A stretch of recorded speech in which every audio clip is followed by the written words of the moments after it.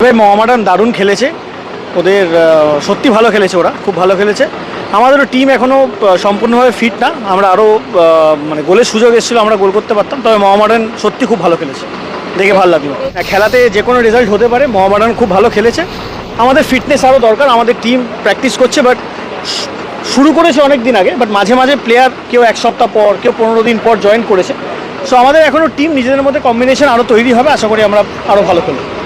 কিন্তু মোহামেডানের লড়াইকে সত্যি কুর্নিশ খুব ভালো খেলেছে মোহামেডান। না, আমরা তাকে ইউজ করলাম না এই কারণে, কারণ কি এখনও টিএমএস থেকে আমরা ক্লিয়ারেন্স পাইনি, তো আমরা তাই রেজিস্টার করাতে পারিনি এখনও পর্যন্ত। আর এখনও পর্যন্ত সম্পূর্ণ সবাই ফিট না, ফিট হলে আস্তে আস্তে খেলবো। আশা করি পরবর্তী নেক্সট ম্যাচে আই থিঙ্ক আমরা চেষ্টা করবো যাতে আমরা রেজিস্টার করাতে পারি। এখন আমাদের স্পেনের যেই বোর্ড থেকে এখনও পর্যন্ত আমরা কোর্টাজার আমরা ক্লিয়ারেন্স পাইনি, যেহেতু ও ফার্স্ট টাইম ইন্টারন্যাশনালে চেঞ্জ হচ্ছে, আগে কোনো দিন বিদেশে গিয়ে খেলেন, তো তার জন্য আমরা এখনও পর্যন্ত এখন রেজিস্টার করাতে পারিনি। খেললে প্র্যাকটিস আলাদা, প্র্যাকটিস ম্যাচ আলাদা, অফিসিয়াল ম্যাচ আলাদা। যত আমাদের এখনও পর্যন্ত ফার্স্ট আমরা অফিসিয়াল ম্যাচ খেললাম, আমাদের মনে হয় আরও নেক্সট ম্যাচ আমাদের বিএসএফের সাথে আছে। আই থিঙ্ক আমরা প্র্যাকটিস ম্যাচ যত খেলবো, অফিসিয়াল ম্যাচ যত খেলবো, আমাদের টিমের কম্বিনেশন আরও ভালো হতে থাকবে। আমাদের এখন নেক্সট ম্যাচ হচ্ছে বিএসএফ, তো এখন আমরা বিএসএফকে নিয়ে ভাবছি, মোহনবাগানকে নিয়ে মোহনবাগানের দিন ভাববো। এইটা আমার বলতে পারবো না, আমরা ভিসা আগে তো ভিসা অ্যাপ্লাই গ্রান্ট হচ্ছিল না, তো এখন ভিসা ওর অ্যাটলিস্ট জমা নিয়েছে। এবার এখন ইন্ডিয়ান এম্বাসির ওপরে যে কখন ওনার ভিসা দেবে তারপরেই বলতে পারবো। আর এলেই যদি ফিট না থাকে তো খেলানোর সম্ভব না।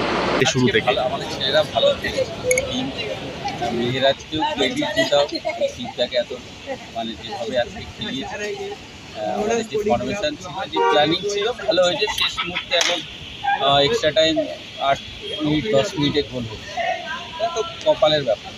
তবে আজ আমাদের ছেলেরা ভালো খেলেছে, একটা ফাইট দিয়েছে। এটা পরের যে মোহনবাগান ম্যাচের জন্যে আমাদের ভালো হবে, মানে পরের ম্যাচে এই ছেলেরা আরও ভালো বললাম। ব্যাড লাক, সজল যে শটটা আগের বছর মিতুষের গোলটা আর এবছর সজলের গোলটা প্রায় সেম হয়ে গেছিলো। আর কপাল না থাকলে তো এই ডুরান্ডে তো আলাদা খেলা, কলকাতা লিগে একটু আমাদের সমস্যা হচ্ছে। কিন্তু ডুরান্ডে যে ছেলেরা আজকে খেলেছে এরা এক্সপিরিয়েন্স, এরা আগেও খেলেছে, ভালো খেলেছে। আশিকুড়ি থেকে কিমা, অ্যাডিশান, এরা তো আমাদের আইএসএলও খেলেছে। কিন্তু আমার মনে হয় পরের দুটো ম্যাচও ভালো হবে, মোহনবাগান ম্যাচও আমাদের ছেলেরা ভালো খেলেছে।